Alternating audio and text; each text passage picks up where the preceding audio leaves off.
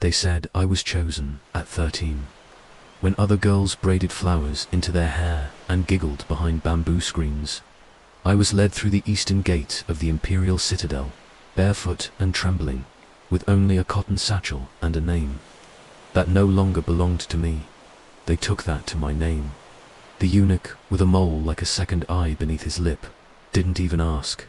He read aloud a new name from a faded scroll. Theolin. It means morning mist, he said, without looking at me. You will serve in the inner palace. And just like that, my life before that moment ceased to matter. My real name, the village I was born in, my mother's lullabies, the calluses on my father's hands, all of it drifted away like incense. Smoke curling toward heaven, never to return. I still remember the smell of the palace. Not the fragrance of jasmine or sandalwood like in the poems.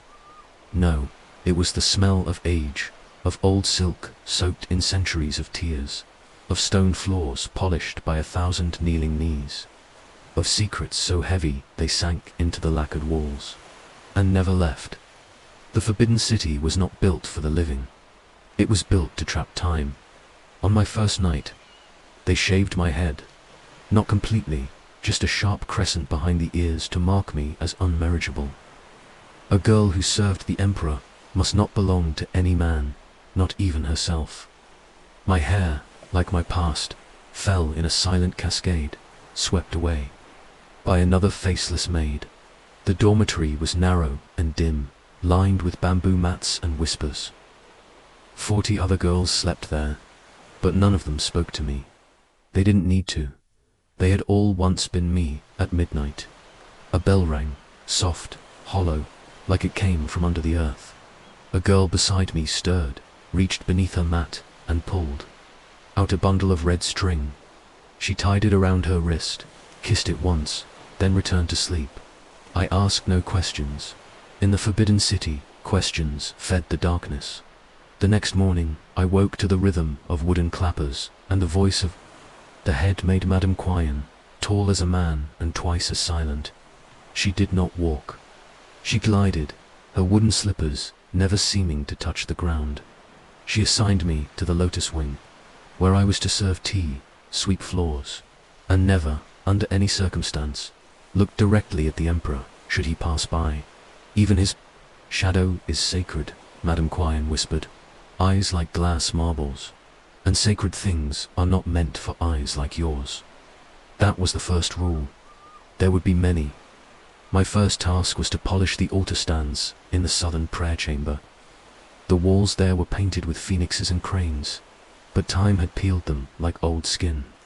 As I scrubbed the dragon pedestal, my fingers brushed against a mark beneath the gold trim. A carving, not a royal mark, a name, Xuan. My 1842. I froze. That name had been spoken only in hushed tones the night before, in the far corner of the dormitory, where the walls creaked without wind. Jeanne, they said, was a maid like me. Only she hadn't aged in 50 years, because she never left. That night, I tied red string round my wrist, till no one told me how or why. I just did. And in my dreams, I saw her, not fully, just a flicker. A girl in crimson, walking through the courtyard barefoot, her eyes hollow, her hands cupped, as though still holding a tea tray she had long since dropped. She stopped at the well and turned toward me, but had no mouth. I awoke, with my heart thudding like a war drum. My wrist burned where the string had been. It was no longer there. Days blurred into weeks. The palace had no seasons. Outside, the mango trees might bloom, the river might flood, but inside the Lotus Wing, it was always the same. The rustle of silk, the distant beating of ceremonial drums, the whispers in the dark. The emperor passed by once. I didn't see him. I only felt it, a sudden pressure in the air, as though the world itself held its breath. All maids dropped to their knees, heads pressed to the floor. I did too, and yet I felt eyes on me, burning, not from the emperor, from something else, watching from the northern corridor, where no footsteps ever echoed, where even Madame Quyen never walked. On the 49th night, we performed the cleansing ritual all new maids must dot. It was meant to wash away village dust. But we all knew what it was for. To ensure no outside spirit followed us into this sacred prison. The ritual involved fire. We burned strands of our old hair, fingernail clippings, and scraps of the clothing we had worn when we first arrived. Then we whispered our real names into the flame. I hesitated, but the fire demanded. Truth, I whispered mine. The flame turned blue, just for a moment. Only I saw it. And behind the smoke, a figure stood. Joanne Mai. She smiled, and then she was gone. Madame Quyen never asked what I saw, but the next day she moved me. I was reassigned to the Silk Pavilion, a place said to be abandoned after the last concubine went mad and drowned herself in the koi pond. Now it was used to store ceremonial robes and to hide girls like me. I told myself I would survive, that I would serve, be silent, and one day be released. But deep down, I knew. No one leaves the Forbidden City. Some stay as ghosts, others, like me, stay as shadows of the girls they used to be. And as I write these words, decades later, the lotus tattoo on my wrist fades slowly, not with age, but with forgetting. 4 names die twice. Once when they are no longer spoken, and once when no one remembers. Why they mattered, the Silk Pavilion was never meant for people. It was built as a dressing hall for imperial brides, a place for layering silk upon silk, for weaving illusions in front of golden mirrors. Now, it was a graveyard of forgotten robes and broken reflections. Madame Quyen led me there just after dawn, her hands clasped behind her back, her shadow always one step ahead of her. She said nothing on the way. She never needed to. When she stopped in front of the great wooden doors, their carvings dulled with dust, she turned her head just slightly, not enough to look at me, only enough to let me know she could. And then she said, in a voice that always seemed borrowed from someone, "Else, you saw her." I nodded. She sighed. Not annoyed, not afraid, just weary. She sees who remembers her. That is her curse. And maybe one day, yours. The doors creaked open on their own. I stepped inside. The Silk Pavilion was colder than the rest of the palace. Not in the way of wind or stone, but in the way of absence, as if warmth itself avoided the place.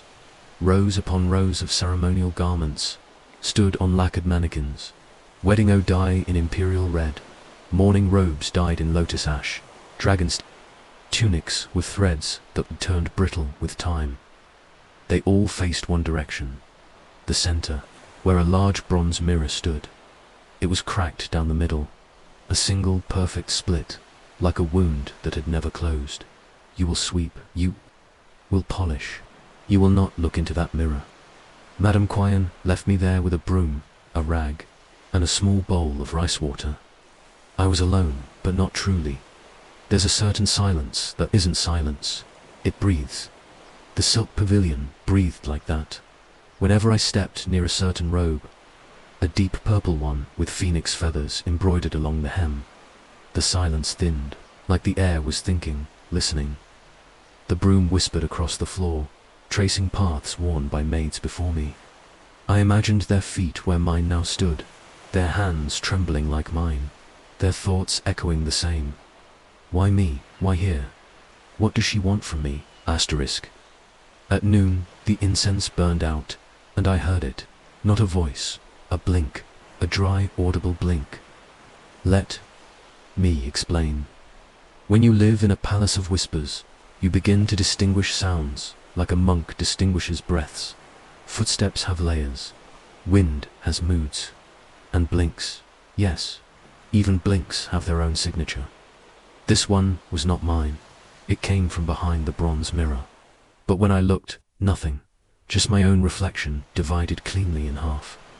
The left side of my face looked older. I touched it. My skin was smooth. Still, the mirror insisted. One side of me had lived longer than the other. That night, Madame Quyen summoned me privately. She sat in a room lit by a single oil lamp, her shadow stretching long and crooked across the tatami.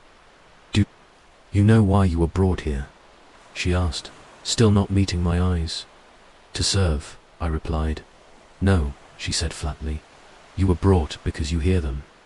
I hesitated. Them, she looked up, and for the first time I saw her eyes fully. They were not clouded with age. They were wide open, unblinking, terrifyingly still. You've heard them, haven't you? The ones who never left. My breath caught. Yes, she nodded, almost gently. Then listen closely. There are 3 rules, if you wish to live. I leaned in. Rule 1.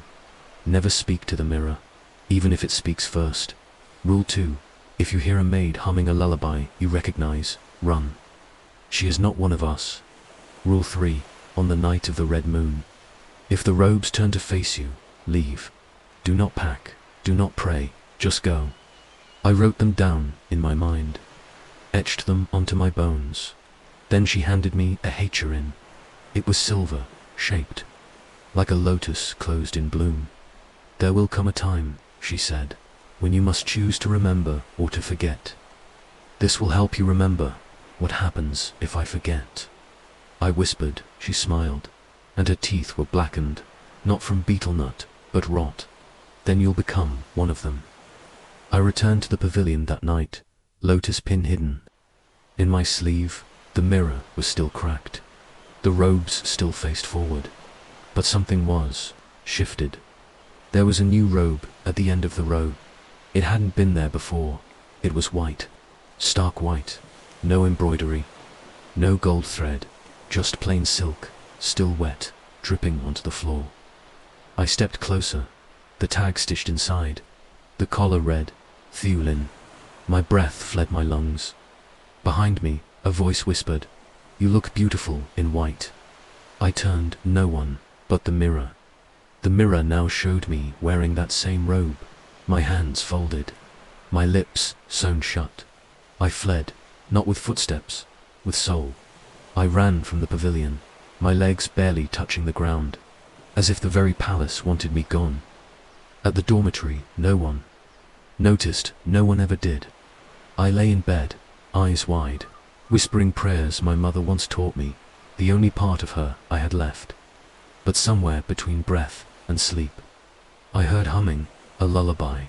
Not the one my mother sang, the one I heard the day I arrived, the one that ended with a sob. And from the far end of the room, near the rafters, came the blinking sound again. The next morning, the white robe was gone. In its place, the purple phoenix robe, and its feathers were now stained red. When I touched them, the cloth shivered that night. I braided red string into my hair, not for protection, but to remember. Because Madame Quine was right. The palace feeds on forgetting, and I was starting to forget who I was before all this, but not who I would become. It began with a scent, not blood, not rot, but CM green rice flakes, sweet and earthy like autumn wrapped in silk, a scent from the outside world. And that's how we knew something was wrong, because nothing from the outside world ever entered the palace, not even the smell of home. Her name was my cur. She was the quietest of us all. A girl with honey-colored skin and eyes that always looked down, as if even the ground might scold her for daring to exist. She had only been with us for 2 months. We all knew she didn't belong here, not because she was weak, but because she still remembered every night. She whispered the names of her parents like a prayer, as if anchoring herself to a life that no longer wanted her back. "Father, mother, I am still your daughter," she would say before sleep. It made the rest of us uneasy, because the more you remembered, the more the palace remembered you. The morning she vanished was like any other, mist draped the lotus wing in quiet sheets. The clappers rang out. The porridge was thin and grey, and my cur was gone. Her mat was still warm. Her red string had unravelled and curled into the shape of a sleeping bird. No one asked questions, not aloud, but every eye in the dormitory turned. Slowly, to the same place, the silk pavilion. Madame Quine did not speak of it. She swept through the halls like a ghost in mourning, her sleeves longer than usual. her eyes even more still. But that night, she visited me. In silence, she placed something in my hands, a comb, small, jade green, with a single phoenix feather carved at its edge. My circus comb. There was still a strand of her hair caught in its teeth. She didn't scream, Madame Quine said, and for the first time I heard pain in her voice. They never do, that's the worst part. I swallowed hard. What happened to her? She looked me straight in the eyes. She chose to remember. I snuck into the silk pavilion that night. It was stupid, reckless. But something had changed in me since seeing my name stitched into the white robe. I no longer wanted to survive. I wanted to understand. The pavilion was empty, or so I thought. The robes had shifted, only slightly, as if someone had moved between them, brushing the silk with ghost hands. The phoenix robe was missing. In its place hung a new garment, pale green, delicate, stitched with falling rice petals. It smelled of CM, and beneath its hem, peeking out just slightly from behind the folds, was a bare foot. I froze. The foot didn't move. It was too still. To clean. I stepped forward, and the air tightened around me like a fist. One more step. There she was, my cur dot, or what was left of her. She sat curled beneath the robe, knees to chest, eyes wide open, but glassy, as if frozen mid-thought. Her lips were parted, like she had meant to sing, but she was silent. She wasn't dead. Not in the way we know death. She was preserved, held there by the fabric itself, cradled by it, as if the robe had decided to wear her. I backed away slowly, but my sleeve caught on something, a loose thread from the phoenix robe, now lying folded on the ground like a discarded skin. When I turned to pull free, the bronze mirror behind me shimmered, and this time it didn't show me. It showed my cur, still curled. But in the reflection, she looked up and smiled, a smile that didn't belong to her. I ran again. The air seemed thicker, every hallway longer than it should be, every lantern dimmer. When I reached the dormitory, I collapsed beside my mat and sobbed silently into the straw. No one spoke, but in the dark, a girl whispered from the corner. She chose to remember, that's why it took her. Another replied, then, maybe we should forget. The next day, no one mentioned my cur. Her mat was taken, her comb removed, her name scratched from the roll call as though it had never existed. I wanted to scream, but when I opened my mouth, no sound came out, because deep inside, a terrible truth bloomed like mold in a hidden corner. She was still there, and she would always be, not just beneath the robe, but in the pavilion itself, in the silence, in the scent, in the thread that reached for me as I fled. That night, I tied a second red string round my wrist. Not for her, not for protection, but as a reminder, to forget is to survive, to remember is to rot in silk. It happened on the first blood moon. Not that we were allowed to look at the sky. The inner palace had no windows that opened to the stars. But we felt it. The shift, the weight. Something ancient stirred that night, as if the very bones of the forbidden city remembered an oath long buried beneath stone and silence. Madame Quine summoned all of us at dusk. We stood barefoot on cold tiles in the incense hall. 36 maids in identical grey robes, our red strings tight against our wrists. The air smelled like burnt lotus leaves, bitter, brittle. Wrong dot. She did not look at us when she spoke. Tonight, if you feel eyes that do not blink, you do not turn. If you hear robes rustling when no one walks, you do not speak. And if the pavilion breathes, you do not breathe with it. No one asked questions. By now, we knew better. When night fell, the palace changed. Not visibly, not physically, but it changed. Corridors curved slightly wrong, floors echoed out of sync. Shadows multiplied in corners where no light had been. The silk pavilion was closed, or so we were told. Yet around midnight, a draught slipped through the dormitory, cold, deliberate, and it smelled of musk and salt, the scent of preserved silk. robes long buried, long forgotten. One girl, Lan H. Young, sat up in bed. I heard them, she whispered. The room froze, they're moving. We followed her, not by command, not even by choice. Some instinct deeper than thought drew us through the sleeping corridors. Past the jade courtyard and under the cracked lion arch, the pavilion stood open, the doors yawning like a mouth, waiting. We stepped in. The air inside was thick, not hot, not humid, just thick, like the breath of something enormous, asleep just beneath the floor.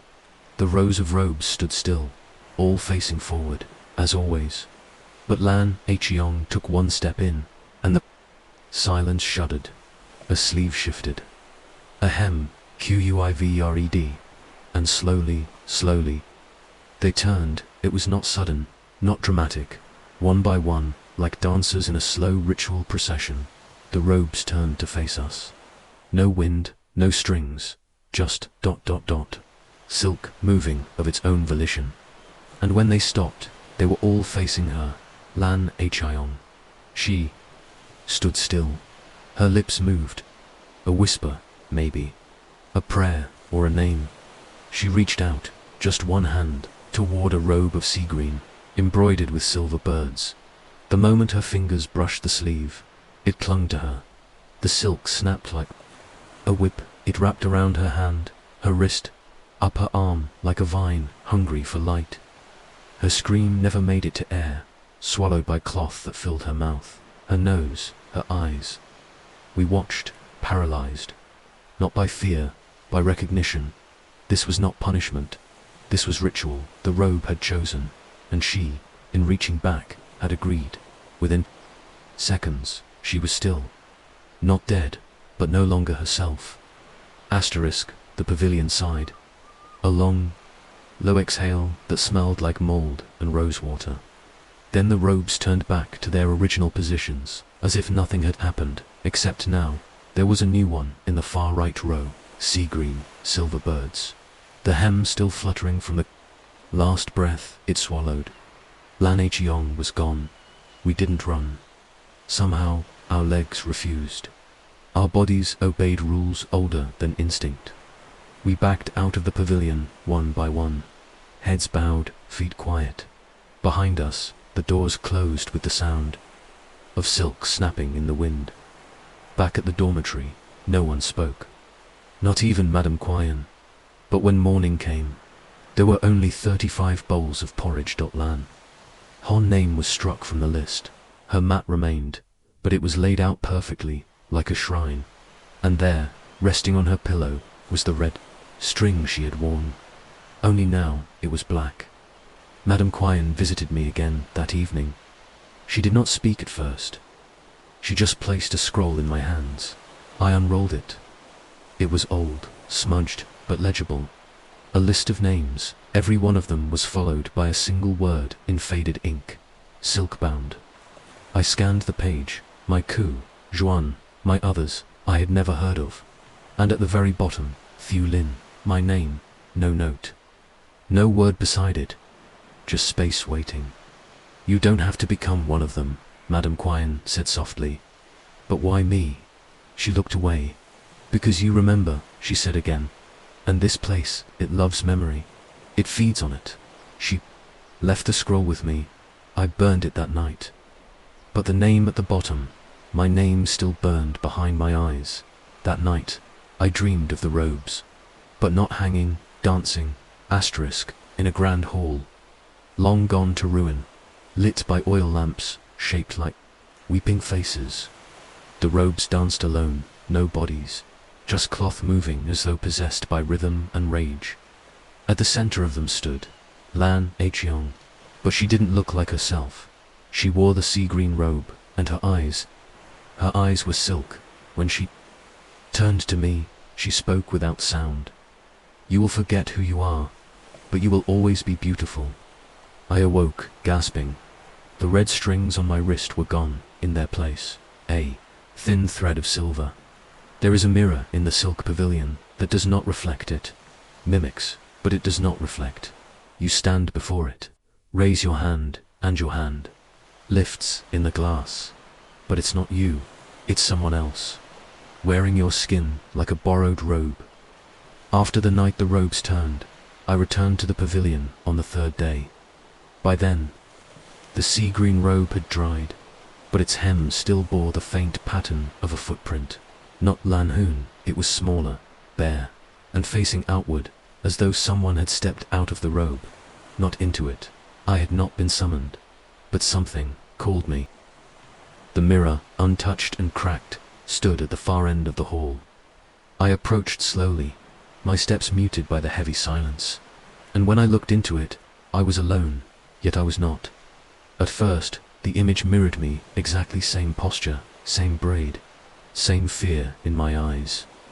But then, it blinked before I did, and I knew the woman in the mirror was not me. Not anymore. She looked like me. Yes, but she stood too straight. Her hands never trembled, and she never breathed. I tested her. I turned my head to the left. She turned to the right. I raised my right hand. She raised her left. A mirror. Yes, but not a reflection. A mockery. Then came the moment I can never forget. I blinked. She didn't. She stared at me. Her face, still mine, began to blur, as though someone was gently erasing her features with wet silk. First, the nose disappeared, then the mouth, then the eyes, until only the outline remained. A mask made of skin. Then she smiled. Even without a mouth, I felt the smile crawl across her blank face, pulling at muscles that shouldn't exist. And slowly, she raised her hand again. But this time, I hadn't moved. She was no longer mirroring me. She was acting on her own. Her hand touched the inside of the mirror. The glass didn't ripple. She pressed harder, and I saw it, the outline of her fingers forming on my side, not on the mirror. On my side of the world, I ran, my breath short, my heart pounding against ribs like a drum of war. I didn't stop until I reached the dormitory. There, I buried my face in my mat and wept. And in the silence, someone whispered, "She's seen you now." That night, I did not sleep. I sat awake, holding the lotus hairpin Madame Quyen had given me, its metal cool against my palm. Around midnight, the air thickened. A sound crept into the room. Tap, tap, tap, tap. It came from the wall, then the window, then beneath my mat. I closed my eyes. She was here, not with footsteps, with presence like mist sliding between ribs, like cold breath behind the ear, like memory that doesn't belong to you. I dared to look only once, toward the darkened mirror beside the lantern shelf. She stood there, the faceless woman, motionless. Yet every time I blinked, she was closer, until the final time, she was gone. The next day, I found my reflection changed. My face was still mine, but behind my eyes, something looked back, and I noticed, with horror, that I no longer blinked unless I forced it. My body moved, but not always when I willed it. My hands shook even when I was calm. Was not possessed. Not yet, but something had imprinted itself into me, like a foot pressed into wet ash. Madame Quyen called me into the courtyard after evening incense. There were no others, only a lantern, and the mirror, the same one from the pavilion. It had been moved. "I wanted you to see it in daylight," she said. "Why? Because at night, it owns you." I hesitated. Who is she? Madame Quyen looked into the mirror, her face unreadable. She was the first. The first what? The first girl who looked too long. She told me the story in fragments, as if the words themselves resisted being spoken. Long ago, before the pavilion became a graveyard for robes, it was a hall of selection. Girls were brought before the mirror to see if they were pure enough to serve the royal blood. Most passed, one did not. She looked into the mirror and did not see herself. She saw what she feared most, and then she disappeared. They searched, they prayed, they burned incense and recited Buddhist chants. But her body was never found. Only the reflection remained. Waiting, learning, becoming her. She doesn't have a name anymore, Madame Quyen said. Because she stole so many, no one remembers her own. What does she want from me? Not you, she said. Your place. That night, I dreamed of silk. Endless silk. It wrapped around my limbs, slid into my mouth, replaced my skin. And in the center of it all, standing like a statue carved from water, was the woman without a face. She raised her hand again. This time, I did not run. I raised mine. Our fingers touched, and the dream shattered. I awoke, choking. Something was in my mouth. I reached in, coughing. A long strand of silver thread, warm as if it had just been cut from the loom. The silence in the dormitory had changed. It was no longer the silence of obedience, nor the stillness of fear. It was the dead silence of girls too afraid to breathe. Something had shifted, and it began with a needle. She was found at dawn, Cung and Bic, Lyan, 17, assigned to the Imperial Laundry, known for her delicate hands and voice like a wind chime in spring. That morning, she lay still on her mat, arms crossed over her chest. Her eyes were wide open, and her mouth was sewn shut. Not crudely, not with blood, but with silver thread pulled through her lips in perfect symmetry, each stitch equidistant, like embroidery on royal silk dot between her fingers. Clenched tightly, as if in pain or defiance, was a silver sewing needle shaped like AHAIRPIN. No one screamed. We had all seen worse by now, but this was message, not murder. Someone or something was sending a warning. Speak, and you become thread. Tell, and you become cloth. Madame Quyen did not mourn. She ordered the body wrapped in rice paper and taken to the pavilion, where we all knew it would never leave again. But later, in the shadows behind the incense hall, she whispered to me. She was dreaming too loud. I asked her what that meant. She looked up, eyes tired. Some thoughts are meant to stay in the head, not touch the air. That night I dreamed of needles. They floated around me like dragonflies, silver, glinting, hungry. Each thread they dragged behind them carried a voice. Some cried, some begged, some just repeated a name, over and over. Bic Lyan, BCH, Lyan. The name tangled around my neck like a choker. I couldn't pull it off. Couldn't wake. Couldn't speak until suddenly, a sharp pain in my jaw jolted me awake. I reached up, blood dot, a small clean prick at the corner of my mouth, as though something had tried to sew me, but stopped just short. I didn't tell anyone, not that day, not any day after, because the next morning, another girl stopped speaking. She was not dead, but her mouth refused to open. She shook her head violently when anyone tried to help her. Then she wrote, in charcoal, on the dormitory wall. She said if I speak, my voice becomes hers. Madame Quyen gathered us that evening. The incense burned low. Her sleeves trailed the floor like shadows. There was a girl, once, she said, who had the gift of song. The emperor loved her voice. She was to be made concubine. But the other girls grew jealous. They told her to sing for the pavilion. Just once, she did. And the next morning, her voice was gone. Not hoarse, not broken, gone. They say you can still hear it. It doesn't come from her. It comes through her.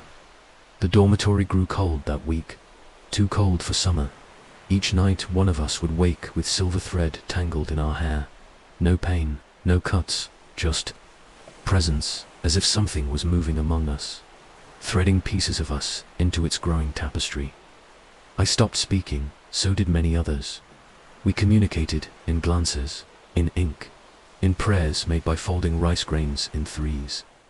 Silence was safety now, but even that was fragile. Then came the murmurs. It began as whispers at the far end of the dormitory, soft, too soft to hear clearly, but always repeating the same phrase. Silence is the safest scream. Over and over. No mouths moved. The voice had no owner, no direction, Asterisk, just presents. We stuffed cotton into our ears. It didn't help, because the voice wasn't outside, it was inside. I begged Madame Quyen for answers. Her voice trembled when she spoke. She's no longer just in the mirror, she said. She's in the walls now. I asked her why, because too many girls remember what. She stared at me, and for the first time I saw tears well in those unblinking eyes. Who we used to be. I visited the pavilion again. Alone, foolishly.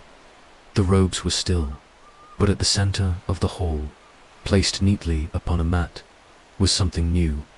A coil of silver thread, and beside it, a mirror, cracked, small, handheld. I picked it up, and for a moment, I saw myself again. No blurs.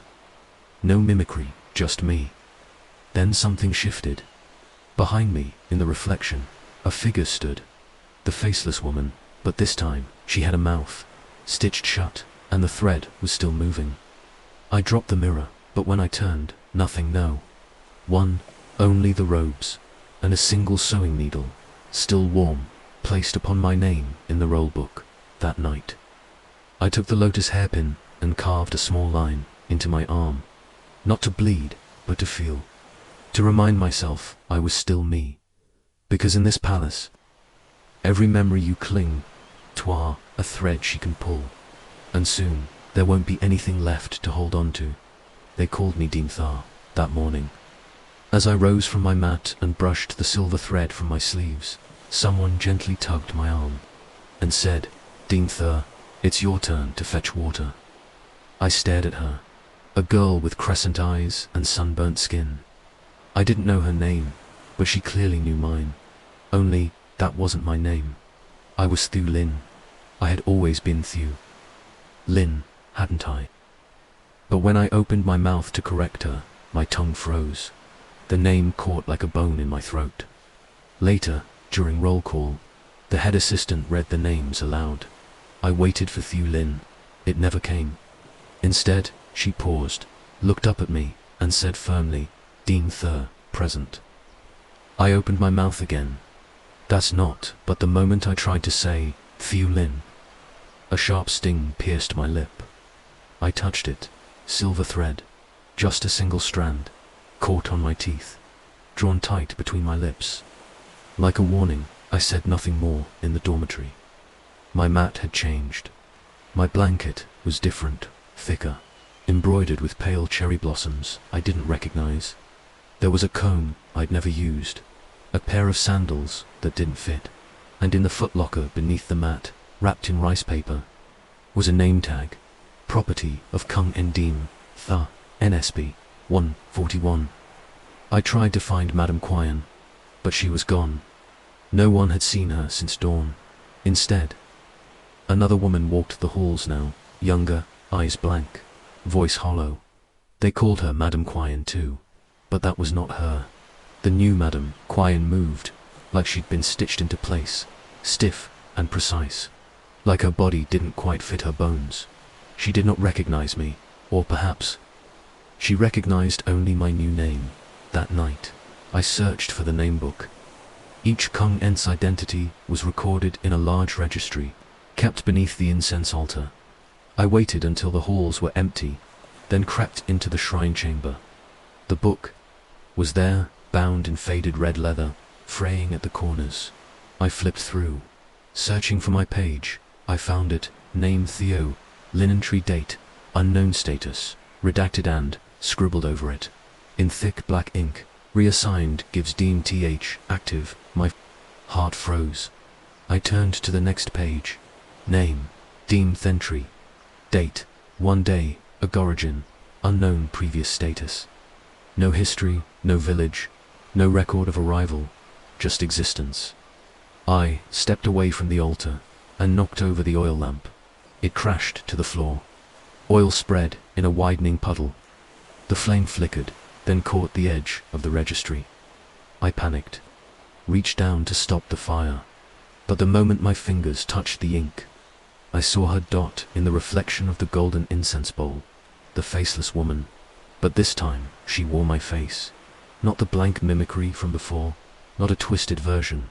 My real face, and she smiled. Soft, sorrowful, like someone apologizing, just before they cut your throat.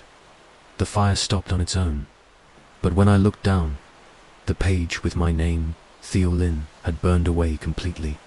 Only Dean Tha remained. I stumbled out of the shrine room, gasping for air. One of the older maids passed by. She stopped. "Are you all right, Dean Tha?"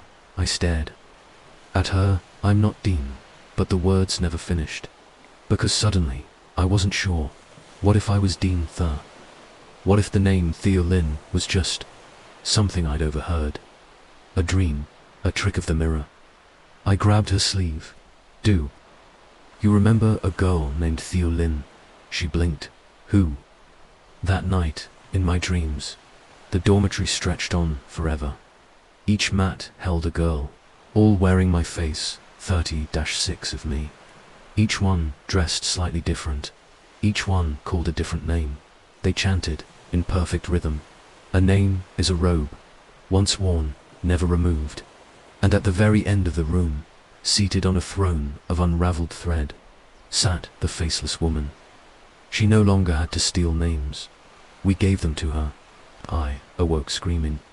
The other girls did not stir, because their ears were stuffed with cotton, their lips sewn shut, their eyes turned inward, as if seeing only what had already been taken. In the corner of my mat, I found a new name tag. Different handwriting. Still fresh, CUNG, N2ite, my NSP 141. And beside it, the lotus hairpin, broken clean in half. The palace was leaking, not rain. Water, thin rivulets, snaked down the stone walls, tracing paths that hadn't been there the day before. They whispered as they moved, the sound like threads being pulled through. Skin, no one spoke of it, but I noticed everywhere I went, there was dampness. My mat, my robe, even my hair at the nape of my neck, always just a little wet. Like the palace itself was sweating or crying that night. I followed the sound, not footsteps, not voices, dripping, slow, steady, leading me past the incense hall, beyond the pavilion, into a corridor I had never seen, nor heard spoken of.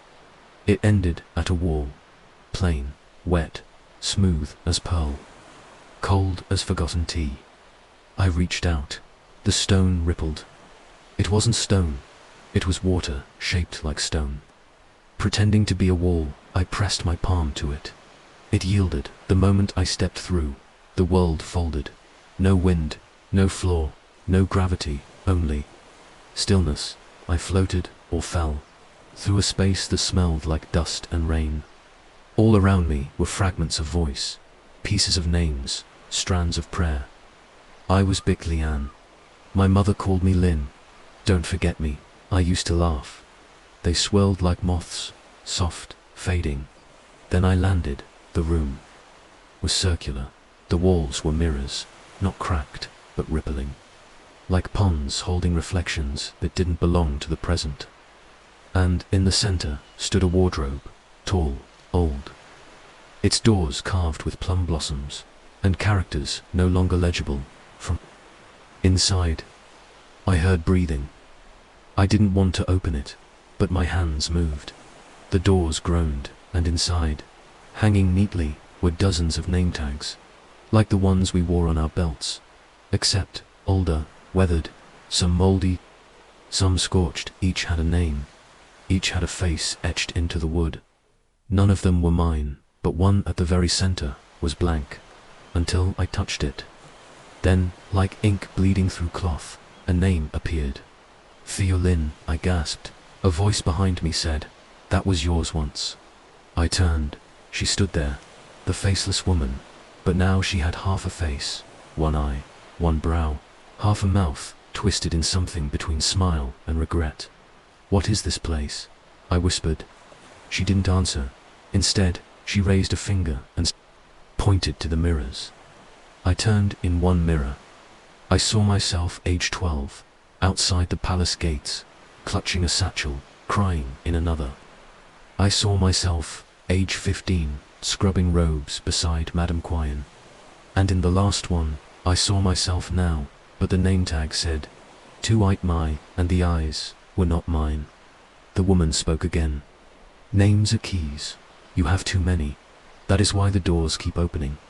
She stepped closer. Her hand reached for my chest. "Not to hurt, to take. Give me the one you don't want anymore, and you can leave." I stared at her, at the half-mouth, the half-dash smile. I thought of the name, Dean Thur, of 2-eyed, my dot of the girls, whose faces I now remembered, though no one else did. But in the end, I chose none. "I want back what was mine," I said. "The first, the only, the true." Her face flickered, the second I appeared. The mouth opened fully, and she said, "Then you must remember the price." The wardrobe slammed shut, the mirrors shattered inward, and I fell backward, upward, sideways, into the wet breath of the wall behind me. I awoke in the dormitory, soaked, but in my hand was my original name tag, carved, not written, Thieu Lin, and beneath it, in blood-red lacquer, returned. But my bunk was gone, my mat, my locker, my presence. To them, I no longer existed, because to reclaim your name, you must become a ghost, and that's what I was now. A girl with no station, no task, no records, only a name, and a purpose. It began with the cloth, white thin as mist, hung carefully over the doorway of the lotus wing. At first, we thought it was laundry. A mistake. Someone too tired to remember where silk belonged. But by sunrise, NGC, Quyen, was gone. She'd been one of the strongest, tall, broad-shouldered, once a farmer's daughter from Theon.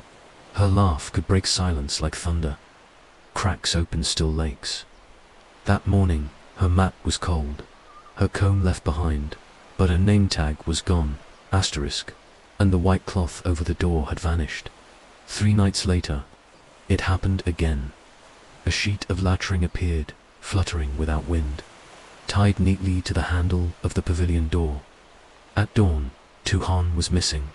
She'd just turned 15, and she had started humming in her sleep. By the 5th disappearance, no one spoke anymore. Even Madame Quyen avoided the hallways after dusk. Instead, the rule was quietly passed around, carved into the underside of bed frames, etched in needlepoint. If you see the red veil, do not move, do not call, do not breathe. I first saw her on the 7th night. She wore red, not silk, not cotton, but something between smoke and shadow. A veil covered her face, long, flowing, brushed the floor but never gathered dust.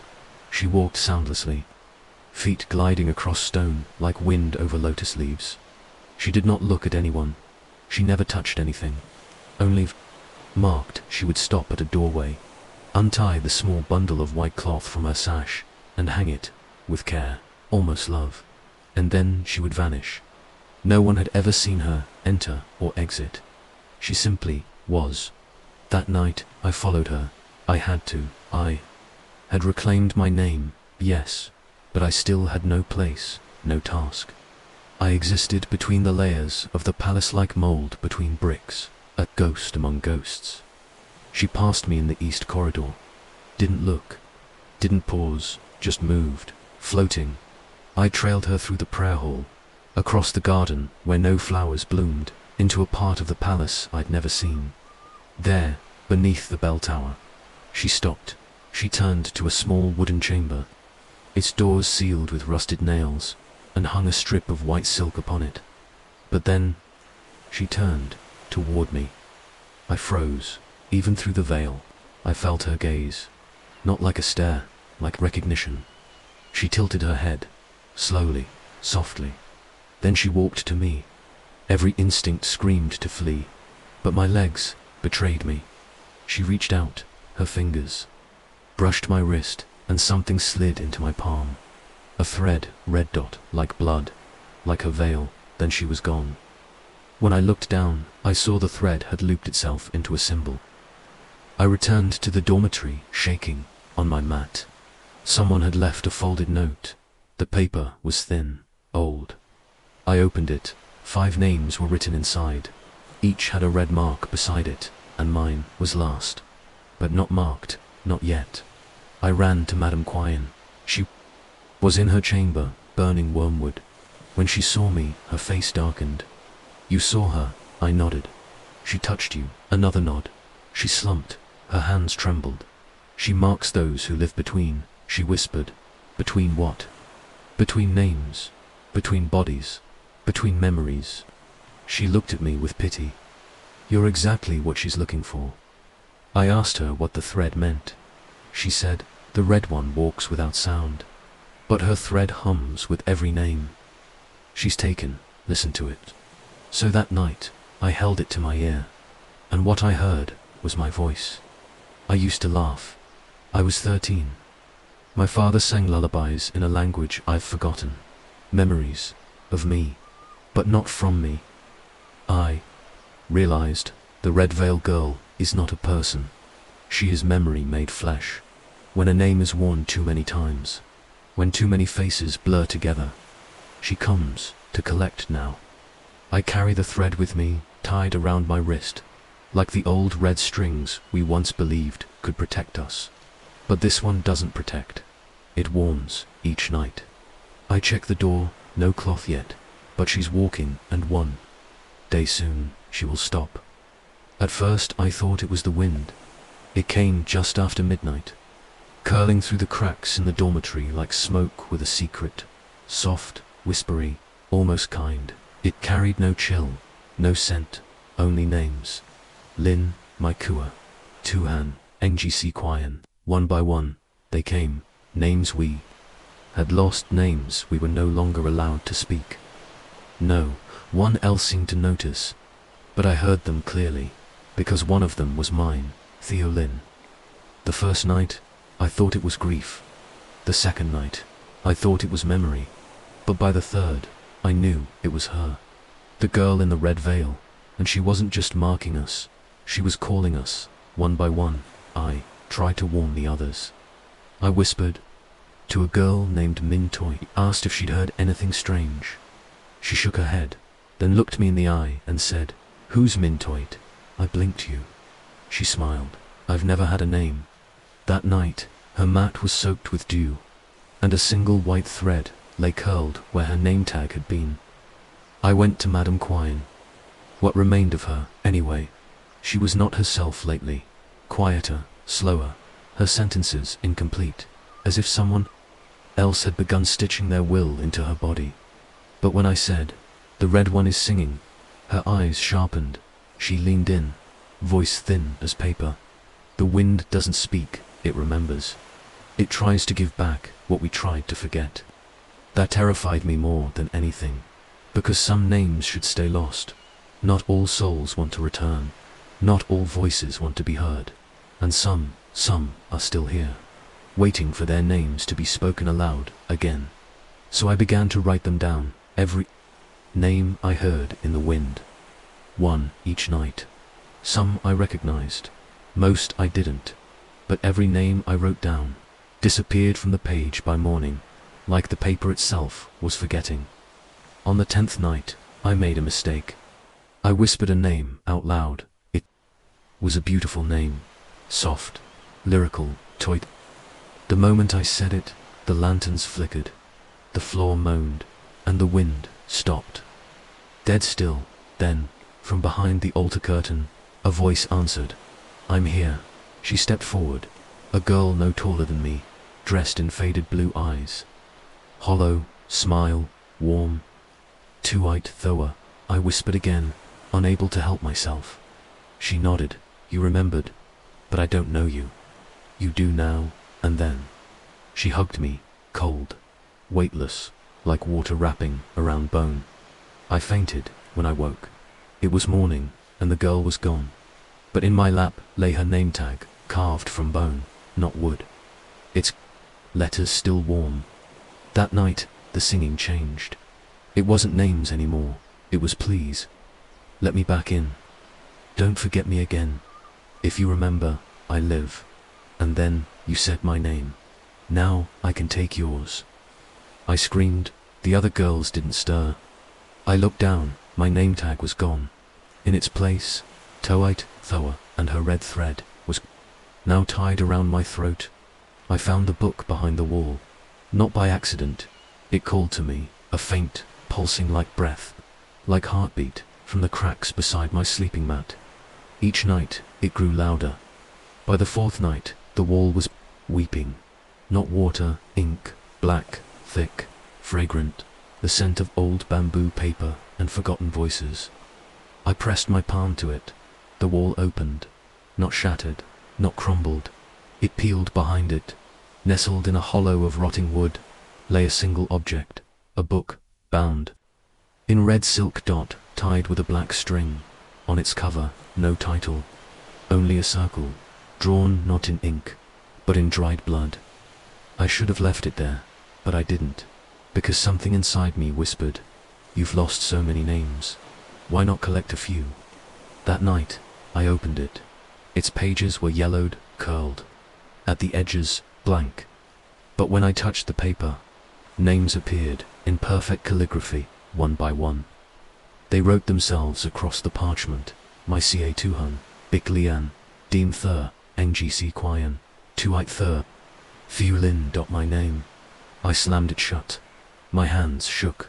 The book hummed, against my chest. It wasn't a list. It was a graveyard. I tried to burn it, but the flames curled away. Asterisk, I tried to drown it, but it floated. Dry, it would not be. Destroyed, it had purpose. The next day, a girl mocked me in the laundry yard. Her name was TRC Van. She said I smelled like mildew, that my name must be made up, that no one in the palace even remembered who I used to be that night. I opened the book. I wrote TRC Vian. Nothing happened. Felt ashamed. Foolish. I closed it, hid it beneath my mat, and tried to forget in the morning. Her mat was empty. Her slippers sat wrong, toes facing inward, and her bowl of water hadn't been touched. I waited for someone to notice. They didn't. They looked right through the empty space. I whispered her name to another girl. "Where's TRC Vian?" She blinked. "Who?" I felt a jolt of cold through my ribs. I ran to the laundry yard, where her pile of folded linens had been. There now stood a girl, same height, same robe, but her face, wrong. Too smooth, too still. She turned to me, smiled. "I'm TRC Vian," she said, but her voice came 1 second too late, like she had to remember how to speak. That night, I opened the book again. I turned to the page, where I had written her name. There it was, beneath it. A second line had appeared, replaced. I tried erasing it. The ink bled through my fingers, warm, sticky. It wasn't ink, it was blood, mine. Theirs, the book didn't say. From that day on, I stopped sleeping near it. But I couldn't throw it away, because now it had written more names. On its own. Names I hadn't thought about in weeks. Even names I'd never said aloud. And on the last page, in a space once blank, now there was one name, Madame Kwayan. I gasped. I ran to her quarters. She was there, sitting, still, breathing. But her eyes were vacant, and when she turned to me, she said, "What a beautiful name. I wish I had one like it." She couldn't remember herself anymore, and worse, she hadn't been replaced. She had been emptied. I asked the book how to undo it. No reply. I wrote the question in the margins. What happens if I take a name back? The answer scrawled itself immediately. You become them. They become you, but both are never the same. Now I stare at the page that bears my name, Thea Lin, and I wonder, what happens if I cross it out? Would I disappear? Or would someone else step in? They brought her in at dawn, a new maid, young, quiet, pale like watered rice, when asked for her name. She smiled and said, "Theo Lin." The room froze. My breath caught in my throat. I stood, stepped forward, voice trembling. "That's my name." She tilted her head, confused. "No, it's mine. I've always been Theo Lin." The head assistant checked the registry. There it was, fresh ink. New entry, name. Theo Lynn origin, Vanyan entry date. Today not me, not mine, but exact. The girls looked between us, two names. One face, no one said a word. I stepped closer, she stepped back. I looked into her eyes, and for one terrifying second I saw nothing. Not emptiness, just absence, like a house waiting to be furnished that night. I followed her. She moved like me, smiled like me, even hummed the tune. I used to hum when I couldn't sleep, but she didn't flinch when shadows moved, didn't shiver at the cold that lived. Inside the pavilion, and most frightening of all, she looked directly into the bronze mirror, and it reflected her, not backwards, not twisted, not delayed, just her clean, clear, like she belonged, like I never did. I confronted her the next morning. Who told you that was your name? She blinked. Madame Quyen.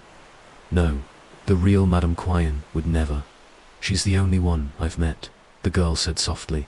She said I was perfect, said I'd fit right in. Fit into what? The girl paused, smiled again. You. I ran straight to the shrine room. The book still lay where I hid it, behind the tapestry of the 9th ancestor. I opened it, flipped through the pages. Theolin status, replaced, and next to it, new entry created. Identity divided, awaiting resolution. My hand trembled. I wrote beneath it, if I destroy the copy, do I return? The ink formed slowly. You return, incomplete. The part she carries cannot be reclaimed. The choice is not whether you take it back, but whether you can survive without it. I returned to the dormitory. She was brushing her hair, my hair. Her eyes met mine in the reflection. You look tired, she said. Maybe it's time you let someone else remember. That night, I dreamed of two versions of myself. One stood in white, hands folded, eyes closed. The other in red, smiling, faceless. Both turned to me and said, in perfect unison, there can't be two, there never were. One will fade, the other will stay. I woke with her breath on my neck. She had climbed into my mat, her arms wrapped around me like a twin unborn, and whispered, sleep. I single quotes, I'll take care of the remembering now. It only happens once a year. On the summer solstice, the day the sun stands highest and longest above the world. The day light is supposed to win. But in the pavilion, light never wins. That morning, the sun rose red dot, not soft, coral pink, but blood red, as though the sky had been slit open during the night and hadn't yet stopped bleeding. Even the roosters were silent, and in the pavilion, the mirror waited. No cracks, no dust, polished until it hummed. Madame Quyen called no names. No one assigned chores. Instead, we were told to stay in our quarters. Curtains drawn, mouths closed, salt sprinkled under each mat. No questions, only rules. But the girl who wore my name, the other, Thu Lin, didn't listen.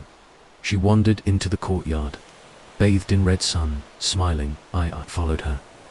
I didn't mean to, but something inside me, curiosity, rage, grief, pulled me behind her footsteps.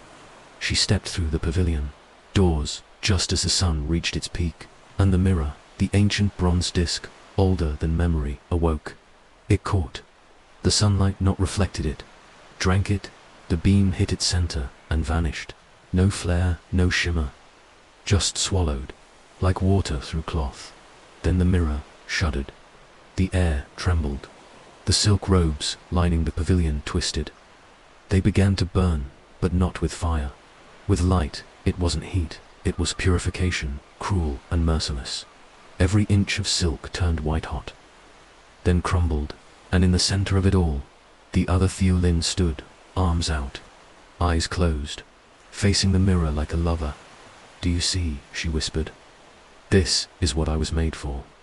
I screamed her name, not to stop her, but to prove. She wasn't me. She opened her eyes and smiled. Then why do I remember your childhood better than you?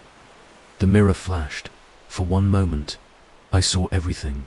My mother's hands, my village. The first time I bled. The first time I lied. And then, gone, erased, rewritten. Because in the mirror, she was the one who lived them. I ran, the light burned behind me. No heat, only pressure. Like memory turning to dust mid-thought. I stumbled out into shadow, collapsed behind the incense altar, and sobbed when I woke. The pavilion was silent, empty, no mirror, no robes, no girl, only ash, layered like snow, and in the center, a name tag. Theolin, half, burned, unreadable, still warm. Madame Quyen found me at dusk. Her voice was barely a thread. She's gone now, she said, but something always stays. What do you mean? She looked at the sky, then at me. A mirror that swallows light, never lets go of what it eats. I returned to my mat that night. No one else mentioned the sun, or the girl, or the mirror, as though the day had been swallowed. But in my dreams, I stood in the pavilion again. The mirror was back, and in its surface, I saw no reflection. Only a door, and from behind it, a voice whispered, "Come in, you left something behind." No one else saw it, but I did. A door, where there had never been one before, at the far end of the incense corridor, past the shrine of the nameless empress, beyond the frame where a painting had once hung but had long since faded into dust. There, it stood plain, narrow, painted black, and only visible in total darkness by day. I returned with lanterns. Nothing, only blank wall, flat and dry. But at night, when the last oil lamp guttered out, the door bled through the stone like bruises rising beneath skin. I should have left it closed, but I had learned by now, this palace punishes hesitation more than it punishes curiosity. So one night alone, barefooted, red string tied at both wrists, I reached for the handle. There was none. Instead, the door opened toward me, as if expecting, and the world spilled inside out. There were no walls, only space walked, like cloth dipped in oil. The floor pulsed beneath my feet. Not wood, not stone. Memory, it felt like walking on moments. Each step echoed a sound I had heard before, laughter, sobbing, a name spoken once, and never again. My own breath caught the day I first bled in the palace. This was not a hallway, it was a loop, because every corner I turned, I saw myself, younger, older, crying, smiling, bleeding, dying, and always saying the same thing. Why did you leave me here? I ran, the corridor bent, not left, not right, inward. The space grew tighter, not physically, but emotionally, like guilt narrowing a heart, and then, I found it at the end, a mirror, not the bronze one. This one was flesh, pale, breathing, shaped like a door, covered in thin, stretched skin. I touched it, it flinched, then split open, and inside was me, curled in a fetal position. Eyes closed, lips murmuring, "I'll forget, I'll forget, I'll forget." I reached for her. She opened her eyes. "If you remember," she whispered, "you must carry everything." And then she dissolved, like breath. I was alone again. Only the skin door remained still open, still waiting. And from somewhere deep within the walls of this impossible place, I heard Madame Quyen's voice. "Every door you open has a cost, and not all doors are meant to lead out." I turned to leave, but the corridor had changed, where there were memories. Now there were only names painted on the walls in red. Maike, Bik, Lian, Dean, Thur, Tuite, Thulin, my name. Written 3 times, one for the girl I was, one for the girl I became, one for the girl who stole it. I ran, not with my legs, with everything I had left, through walls that bent like whispers, through air that smelled like rotting silk, and old songs, through time that didn't care who I was. until I burst back into the corridor, and the door gone. Only the darkness remained, and in my palm, a sliver of mirror, but not glass, pulled, maybe, from my own hand, that night. I slept without dreams, and when I woke, I remembered nothing of who I had been the day before. Only the feeling that somewhere behind a wall that isn't a wall, I left part of myself screaming. It began with a collapse. LCC and the youngest maid in the East Wing, fell while scrubbing ceremonial robes. No scream, no warning.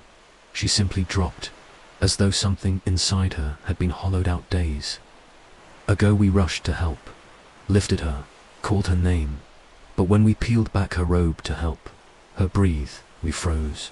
Carved into the pale skin of her abdomen, just below the ribs, was a name, not scratched, not inked, etched, Big Leanne, a girl who had long vanished, erased from the list, erased from memory. Now, written into living flesh. We summoned Madame Quyen. She came, she looked, she said nothing for several minutes. Then, wordlessly, she rolled up LCC and haste sleeve, another name carved onto her arm. My cur. She pulled down the collar, across the back of her shoulder blade. NGC Quyen. 3 names, 3 missing girls, all hidden beneath one girl's skin. How is this possible? We asked. Madame Quyen answered softly. Some souls lose their bodies, and when they have no place to rest, they find shelter in the skin of another. LCC Anna slept for 3 days, no dreams, no movement, no warmth. On the 4th night, her skin began to peel. Delicately, slowly, like she was shedding something that didn't belong. And beneath the new layer, a 4th name, Tuite. THOA. We tried to scrub it, wash it, burn it with ginseng wine. Nothing worked. The name wouldn't fade. It only sank deeper. I asked Madame Quyen, how many names will appear? She handed me a list, faded, bloody, handwritten 7. Names to all girls who had vanished. We had already seen 4. 3 remained. Asterisk, what happens when all 7 are revealed? I asked. She looked away. Then she will no longer be one. She will be them. One body. 7 memories. No soul willing to leave. That night, I stayed by LCC Anne's side. She did not move, but her skin twitched. Not like breathing, like echoes. Then her lips parted, and I heard it. Not one voice, 7. All whispering together, calling my name. I jumped back.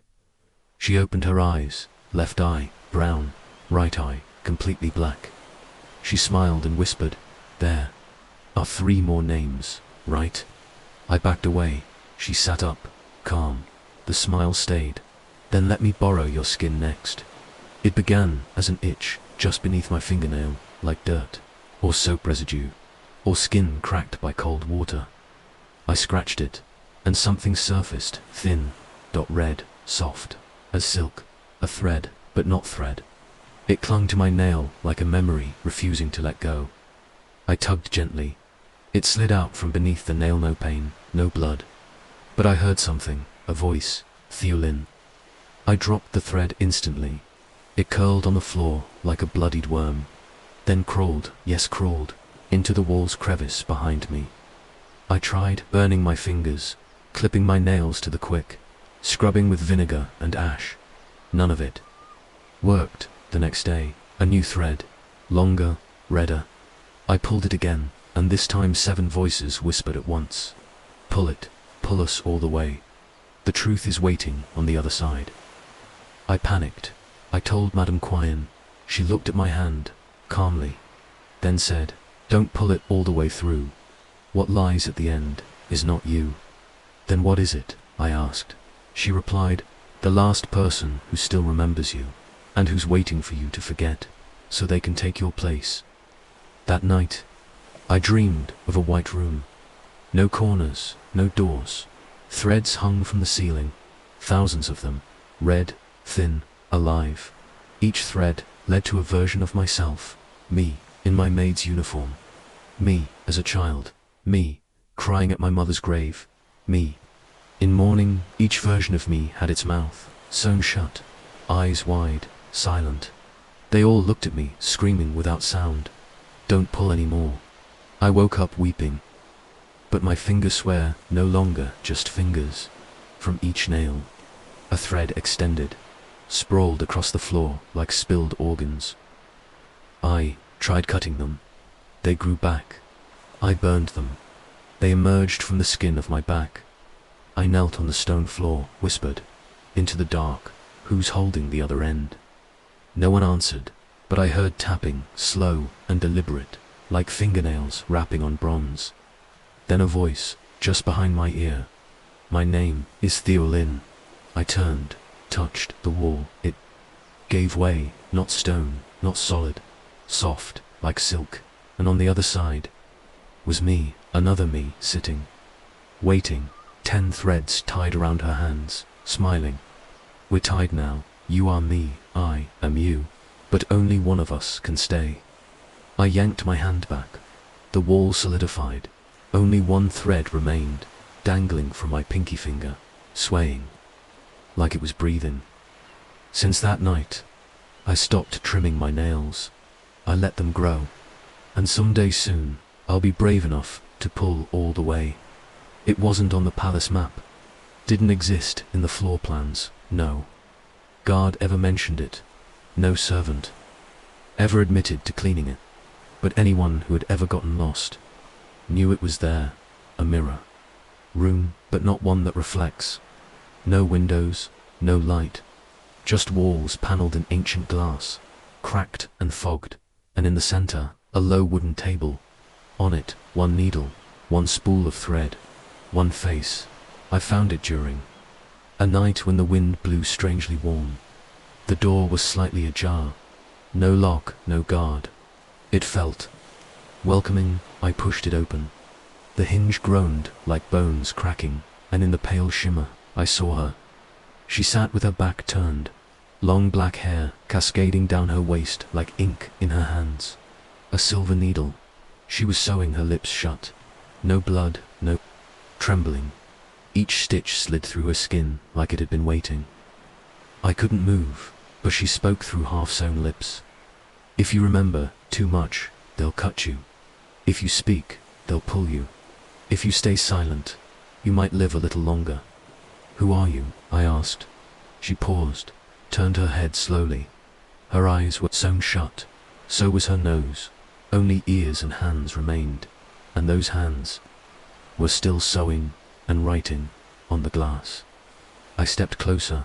On every mirror wall, names were scrawled, hundreds of them, in blood, in ash, in wax. Each one once belonged to a real girl. When someone remembers too much, she said, they call me to help them forget. You sew their mouths. I asked. She nodded. The mouth is a door. When it opens, shadows walk in, so it's shut, and they might stay quiet a bit longer. I turned to run, but a scream echoed behind me. Don't speak. I spun around. No one but on the mirror wall behind me. My name had been scratched in Theolin, fresh, jagged, bleeding dot, and below it, a message. Your turn is near. I turned back. She was gone. Only the silver needle remained, and a piece of red thread, still warm. I picked it up. It smelled like sweat and burnt paper. I pressed it to my lips.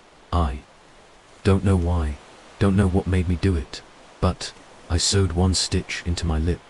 Not deep, just enough to scratch dot. And as the thread pierced my flesh, the voices stopped. For the first time in weeks I slept. No dreams, no names, no calls, just silence. But the next morning, there was a new stitch on my cheek, deeper, tighter, and beside my pillow. The needle was still warm. I spoke again on the 7th day, after a week of silence from fear, from confusion, from the stitch that had mysteriously appeared on my lip. I tried to find my voice, alone, in the dark. Just one word, my name, Theolin. But the sound that came out wasn't my own. It was deeper, smoother, chilled, like silk dipped in ashdot. It didn't carry any part of me, no memory, no warmth, no identity. It was a voice of someone who had once existed, but had never been born. Froze, held my breath, listened to my heartbeat rattle like morning drums. Then I tried again. Fuel in. Same voice, but this time the wall behind me quivered. A tiny crack split the plaster, and from that crack I heard a soft sound laughter. I panicked, swallowed my words, didn't dare utter another syllable, but something inside me had awoken, and it was hungry. That night I whispered a name that flickered faintly in my memory. LCC, and no intention, no purpose, just a test. The next morning LCCNR was gone. No one remembered her. No one spoke of her. Her sleeping mat was empty. Only a scrap of cloth remained, with trembling words inked in haste. Don't let your voice call names you don't understand. I tried again, 2ITOA. The lamp in the room sputtered out. Wind swirled, and in my ear a voice cooed like a lullaby in reverse. The next morning, a sparrow dropped dead at my doorstep. It wasn't Dwight Thower who vanished this time, but something else had been taken. I went to Madame Quyen. She was kneeling before an unlit incense altar, eyes shut, lips moving without sound. "Madam," I called. She opened her eyes, calm, and asked, "How many names have you spoken?" I hesitated. She nodded. "Every name you speak no longer belongs to the person who held it. It now belongs to the thing using your throat." "What is it?" I whispered. She answered, "Nothing. Just a memory that refused. Silence now, it lives inside you, because you clung to your name for too long." From that night onward, I stopped speaking. No words, no whispers, not even breathy hums. I learned to live by glance, by silence. But the voice, it was still there. Sometimes it echoed in my throat as I slept. "Tonight, let us call NGC." I would bite my tongue to draw blood. Only then would it stop. But I knew it was waiting. Asterisk, and growing. I dreamt I was sitting in a sealed chamber. Before me, a list of names in my hand. A brass horn. I was ordered to call each one, and for every name I read aloud a piece of my soul turned to dust. But I kept reading, because something deep inside whispered, "If you don't speak, it will speak your name instead." There was a bell in the old East Tower. No one remembered who hung it. No rope dangled from it. No wind reached high enough to move it. But it rang always when someone was about to die. They called it the Mercy Bell. A strange name, considering its sound was neither kind nor soft. It echoed like bones cracking over wet stone, long and low, like the world sighing in resignation. And it never rang for the wrong soul. Until now, it rang during the hour of silk folding. None of us were ill, none. Bleeding no elder, gasping no servant missing. But the bell rang once, and then again we froze. The fabric in my hands slipped to the floor. Madame Quyen looked up from her corner seat, brows furrowed like a storm brewing behind her eyes. No one spoke. The bell was still ringing. A third time. "That's not a death knell," she whispered. "That's a summon." That night, I wandered near the tower. The wind didn't reach there. The moss grew thick. The stones sweated in the dark. And yet, the bell moved, not swinging, not struck. It shivered, as though something inside it was alive. Trying to speak, I crept closer. My fingers touched its bronze body, and heat burst through my wrist. Not pain, memory. I saw myself, 5 years old, holding a doll. I saw my mother laughing. I saw the old house before the fire. I saw the moment I forgot my real name. And then I heard the bell whisper it, a name no one had called me in years. The next morning, I tried to tell Madame Quyen. She stopped me mid-sentence. "Don't speak it," she warned. "Once a name is remembered by a bell, it belongs to the silence again." But the damage was done. Every time I walked past the east corridor, the bell twitched. When I dreamt, it chimed at the edge of my thoughts. When I stood still long enough, I felt the air bend around me, as if the bell was listening. One night, I found myself climbing the stairs barefoot, unaware, something pulling me upward. The tower door was open. Inside, only the bell, and beneath it, a list carved into the stone floor, names, one by one, some scratched out, some glowing faintly, like embers refusing to die at the bottom of the list. My name, but not Theo Lin, the other one, the one I had buried. The bell trembled, then rang, and I remembered everything. My real mother, the death I was meant to have, the twin sister I lost, the promise I made, the name I gave up, so I could survive in the palace. The bell stopped, I collapsed, and when I woke up, I was in bed, but something had changed. Everyone who saw me that morning froze and whispered, confused, "Who are you?" Because my face was the same, but my voice carried a name none of them could recognize. And now, the bell no longer rings for death, it rings only for me. Asterisk. She arrived 2 days after the bell rang, dressed in plain white, no sandals, no jewelry, just a ribbon tied around her left wrist, red fraying, as if it had once bound something, or someone, the moment I saw her. My lungs forgot to breathe, because she looked like me, exactly like me. Not similar, not like a cousin. Me, same nose, same scar on the wrist, same scar on the wrist, same tilt of the head. When nervous, the other maids stared, whispered, but she didn't notice them.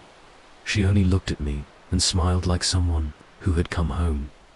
"You've been living well," she said, "in my place." I stepped back. The floor creaked. Time stilled. "Who are you?" I whispered. She tilted her head. "My head. I'm who you were supposed to be, before you forgot, before you took my name." She raised her left hand. The ribbon glowed from her skin. Shadows began to drip, like ink from a cracked vase. Faces swirled in the air between us. My old teacher, my dead sister, my first fear. All of them blinked once, then vanished. "You're not real," I said, voice trembling. She smiled wider. "Neither. Are you?" I ran down the hallway, past the incense room, past the withering garden. But everywhere I turned, she was already there, in the mirror, in the reflection on the water tray, in the polished bronze spoon, always smiling, always watching. That night, I didn't sleep. When I closed my eyes, I dreamt her memories, being locked in a room, screaming, as a name was carved into her skin, kneeling before a figure in red robes, whispering, "Let me trade places, let me live." I woke up crying, and the pillow beside me was wet with blood. Not mine. I found Madame Quine in the Lotus Hall. She didn't look surprised. "The tether has loosened," she said. "When one remembers too much, the other returns." "But who is she?" I begged. Madame Quine lit a candle. Its flame bent toward me. "She is you, before you chose to forget who you were. She is what happens when memory grows teeth." "What should I do?" I asked. Her voice softened, distant. "Choose live as the name you've borrowed, or return what was never truly yours." That night, I sat before a cracked mirror. In the reflection, she was smiling. Not mocking, not angry, just patient. "Are you ready to come home?" she asked. I touched the ribbon on my wrist. It was red, now traying, just like hers. They warned us never to sleep in the third chamber of the north wing. Not because it was haunted, not because it was cold, but because it remembered too well. There were whispers that it used to be a prayer room, that concubines once sat on the tatami, chanting old verses, bleeding into silver bowls, or that the Empress's youngest maid was buried there, alive, still, clutching a mirror that had never reflected her again. I didn't care. I needed quiet. I needed distance from her, the girl who wore my face, who haunted every surface I passed. So I slipped into the third chamber at dusk. No candle, just darkness that knew me too well. At first, it was peaceful. The silence was so thick, it hugged me like wool. No voices, no bells, no footsteps. For the first time in weeks I was alone, until the room exhaled. Not wind, breath, warm, wet, close, as if the room had lungs. I froze. The mat beneath me pulsed once, like it had a heartbeat. The walls creaked, and then my name, spoken from all four corners. But not the name I had worn in the palace. Not Theolin, Thoni. I hadn't heard that name in 7 years. Hadn't let anyone call me that. Hadn't let myself remember it. But this room, it remembered it. Whispered again, Tho-ni. Why did you leave me? I stood, shaking. Who's there? Silence. Then the sound of paper tearing. I turned to the wall and saw a memory peeling itself free from the wooden panel. Me, at 12, crying, holding a blood-stained ribbon. A voice behind me whispered, "Do you even remember what you traded?" I ran to the door. It didn't open. The handle was gone, replaced with a keyhole that pulsed like a wound. I backed away, the memory on the wall twisted. The paper girl turned, looked at me. "If you won't remember, I'll remember for you." She stepped out of the wall, flat tot to dash dimensional. But her eyes were alive, and she spoke in my childhood voice. "You buried me, but the room never forgot, and now I'll wear you instead." I screamed, the floor cracked, the shadows pulled at my ankles, and just as I was about to vanish into the wooder, bell rang once, and everything stilled. I awoke outside the chamber, on the stone path, breathless, my ribbon torn in half. I crawled away from the door, and from within, I heard one last whisper, "If you won't remember, someone else always will." The mirror in the laundry hall was old, older than the palace, older than the dynasty. Some said its edges were chipped like teeth, its frame bloomed with black mold that no scrubbing could erase. And yet everyone used it, because it never lied, until now, that morning, I bent down to rinse silk in well water. My hair loose, my cheeks pale from another sleepless night. When I looked up, the girl in the mirror smiled. But I didn't. I blinked. She smiled wider. I stepped back, so did she perfectly. Timed, but then she spoke. "Don't frown. It makes your mouth look wrong." Her lips moved. Mine didn't. I turned, no one behind me. Looked back, she was still there, hands on the stone edge, smile frozen like wax before melting. "You wear me badly," she said. "Too much fear, too much forgetting. Who are you?" I asked aloud. This time, my mouth moved. But the girl in the mirror tilted her head. "Isn't that what I'm supposed to ask you?" I felt it then, a cold pressure on the back of my neck, as if someone had placed their chin on my shoulder, in the reflection.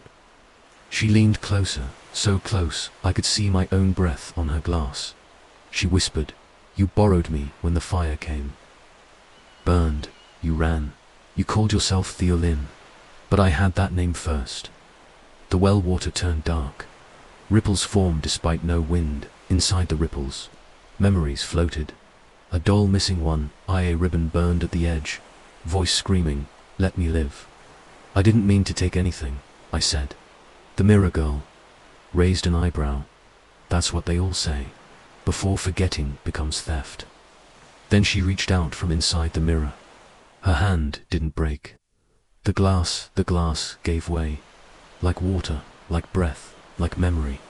She touched my chin, and for a second, I saw her world. A house swallowed by fire. A mother pounding on a door. A girl choking on smoke, whispering, "Trade me. Let someone else live." I don't want to die remembering everything. I tore away, fell. Backwards, the mirror shattered. But not with sound. It crumbled in silence, like it had been holding its breath for centuries. Madame Quyon came running. She stared at the shards, then at me. "Did she speak to you?" I nodded. Then, "You mustn't look into another mirror again," she said. Not until the moon is full, or until you're certain whose smile you're wearing. That night, I covered every reflective surface in my chamber. Bronze, water, oil trays. But as I closed my eyes, I heard her voice in the dark. Even if you stop looking, I'm still in here. The first letter appeared beneath my pillow. Old parchment, ink dried to brown. My name written in delicate strokes, too delicate to be mine. To the girl who wears me, it began.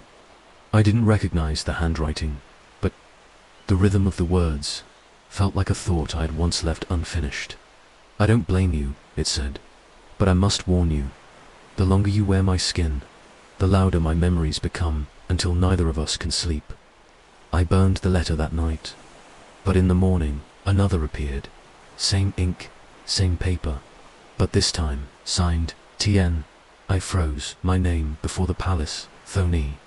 I never told anyone that name. Not even Madame Quyen, yet the letter knew, and it knew more. Your ribbon is fraying.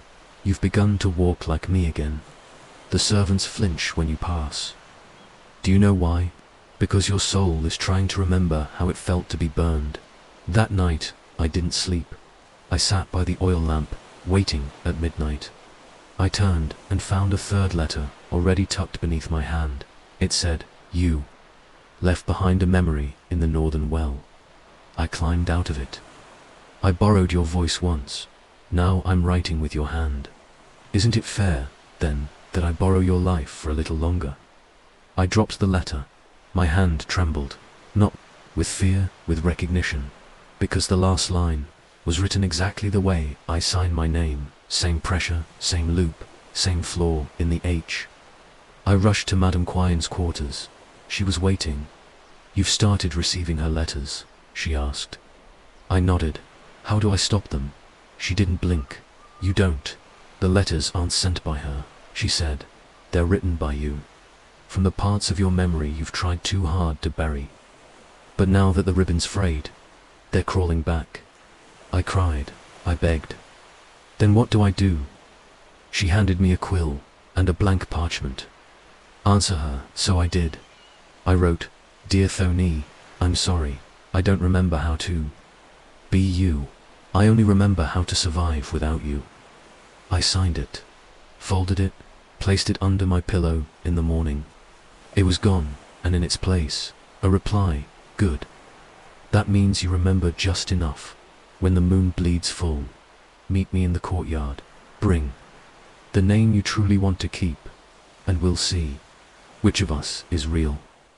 The moon that night did not rise. It hovered, hung low, swollen, the color of fresh blood over burnt silk. It stared down like a watching god, or worse, a forgotten girl. The courtyard was empty, but the wind was crowded. It whispered in voices that didn't belong to anyone alive. And I stood alone, or so I thought. She appeared from behind the banyan tree. No footsteps, no rustling of leaves, only the slow folding of her arms. As if the night had been waiting too long. She wore my face, my ribbon, even my way of squinting in moonlight. But her eyes, they didn't blink. You brought a name, she asked. I nodded. She smiled. Asterisk, let me guess. You want to keep Theulin, the name you wore when they fed you, dressed you, let you live. I hesitated, held the folded slip of parchment in my hand. The name I'd chosen, not given, not stolen, chosen. I don't want to forget you, I said. But I don't want to vanish either. She laughed softly. You already did. She stepped forward. For every step she took, I felt a memory pull away from my spine, like threads being tugged, like names unraveling. Inside me, the well, the mirror, the bell, every haunted object I had survived was hers, but the silence between them that had been mine. You wore me, she said, but you never remembered how heavy I was. I clenched the parchment tighter. I never asked to survive the fire. I whispered. She leaned closer. But you did. The wind stopped. Even the trees listened. She held out her hand. Give it to me, and I'll let you walk away with no memory, no pain, just silk and sunlight. I looked at the paper. My name pulsed softly. Not Thu Lin, not Thoni, just ... A mark I made for myself. I stepped back, tore the parchment in half. No one gets to wear me anymore. Not even me. The moon shimmered for the first time. She blinked, and when her eyes opened again they were wet. The banyan leaves are rust-to-lead. The shadows curled inward. She looked at me one last time. Then I'll sleep. But if you ever call me again, she didn't finish. She faded, not like smoke, but like a memory finally given permission to rest.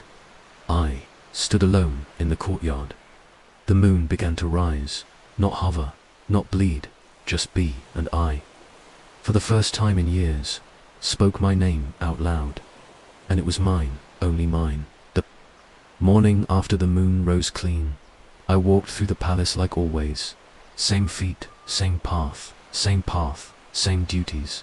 But the light looked different, as if it were touching me for the first time. I greeted the kitchen maid. She blinked. "You're new," she said. I frowned. "I've been here for years."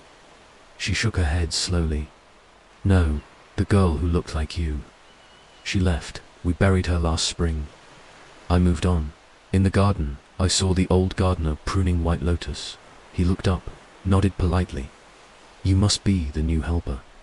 Strange. You smell like someone I once mourned." Everywhere I went, the same dot, familiar faces, unfamiliar gazes. Their memories had rewritten me out. I ran to Madame Quyen. Surely she would remember. She always remembered. But when I entered her chamber, she was writing an old book with names inked in red. "Madam," I said. She looked up. Her eyes did not widen. Her lips did not part in shock. Just a polite smile. "May I help you?" My throat clenched. "It's me," I whispered. "Theo Lin, no Thoni." She tilted her head. "Ah, I see. You've returned without a name." She gestured toward the empty mat across from her. I sat, breath tight. She opened the red book and turned it toward me blank. But slowly, in the corner, name began to form. One I had never used, never spoken. Yet it felt true. She handed me a brush. "Write it down," she said. "If it's yours, it will stay.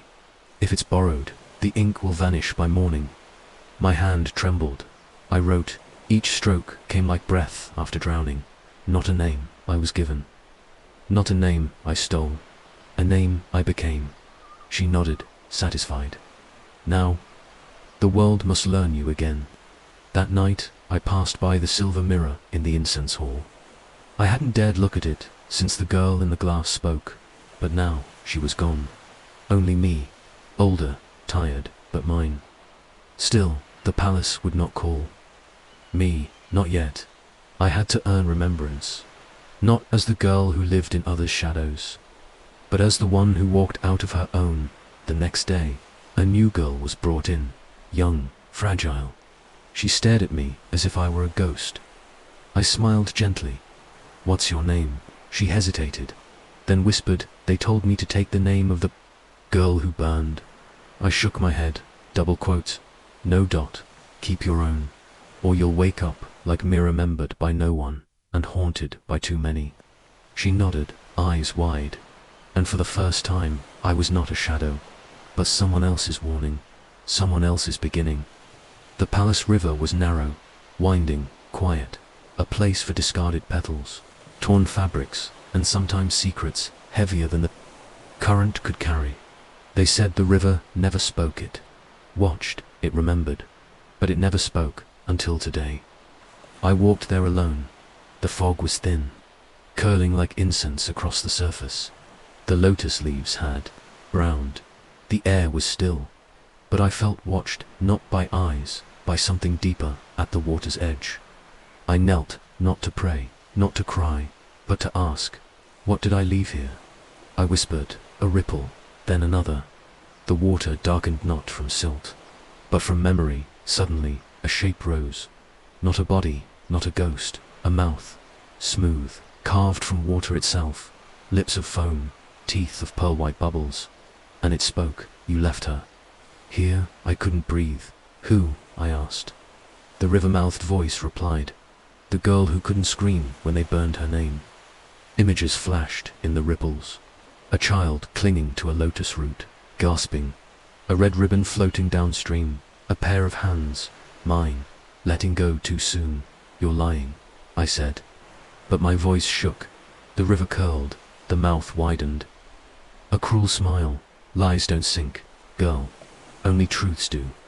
Then it rose, not the river, but the girl half-dash formed.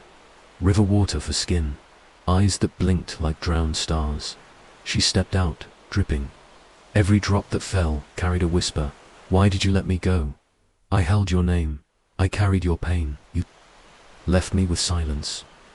I didn't know, I said. She came closer. You did. She reached out.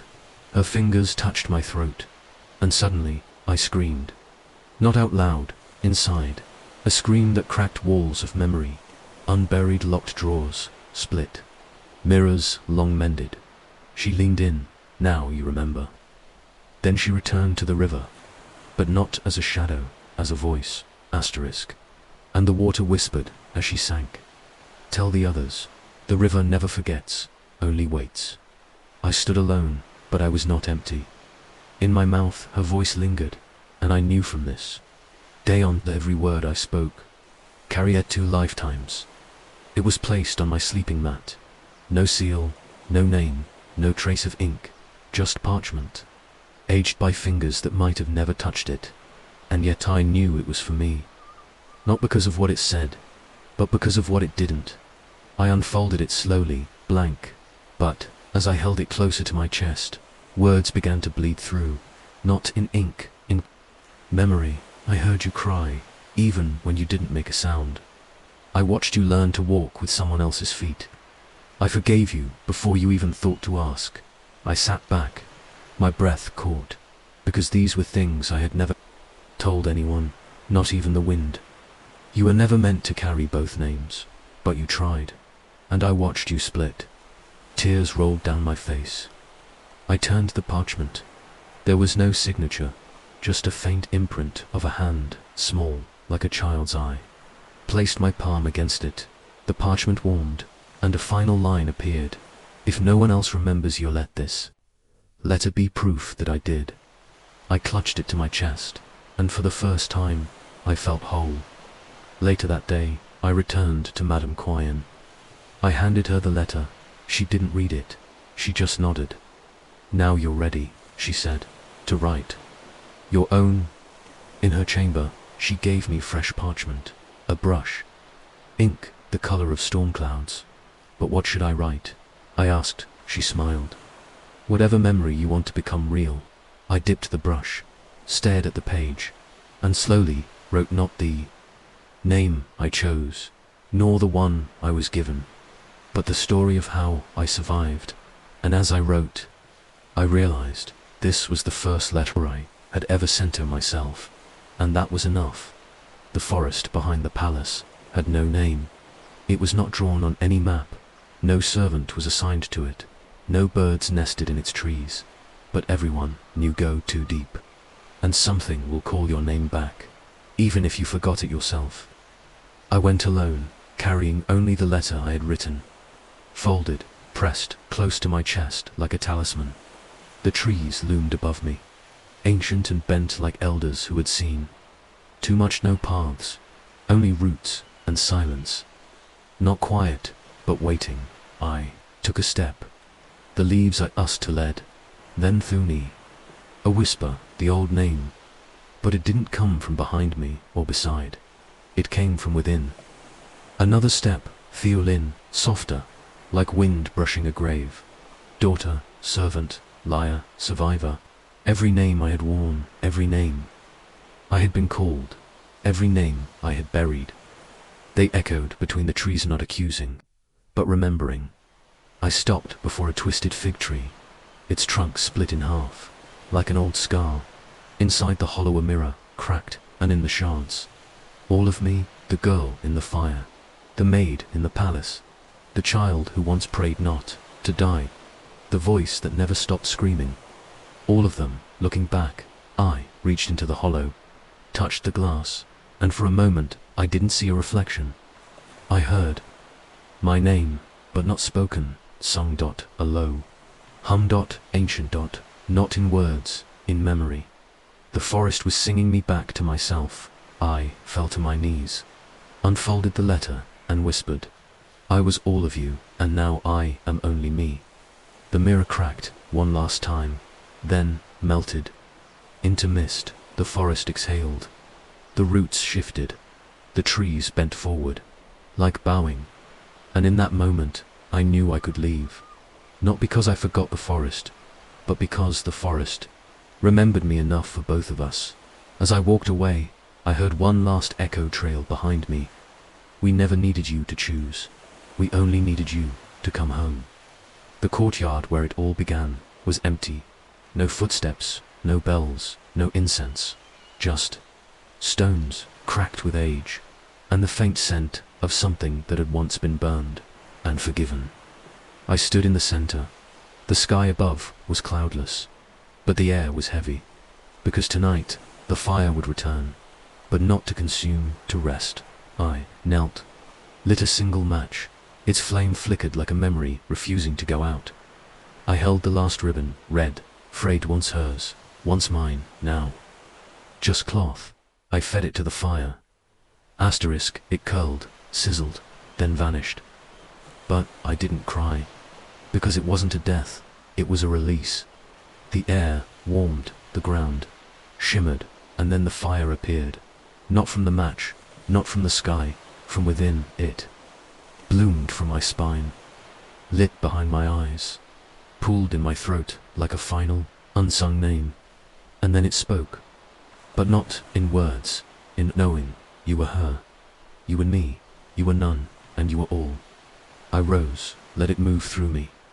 It didn't hurt, it healed.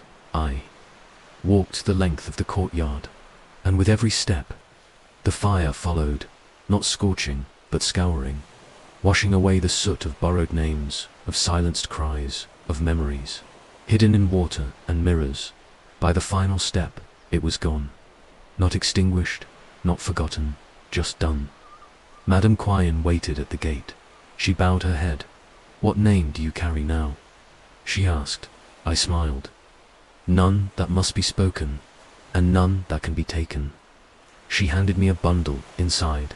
Simple clothes, worn shoes, no colors, no symbols, freedom.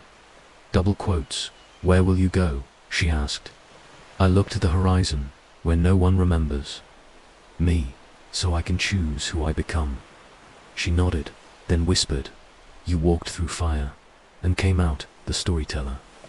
I bowed. For the last time, and walked away. Behind me, the palace faded, not in smoke, but in silence, and above me, the sky brightened, not because the fire had died, but because it had finally come home.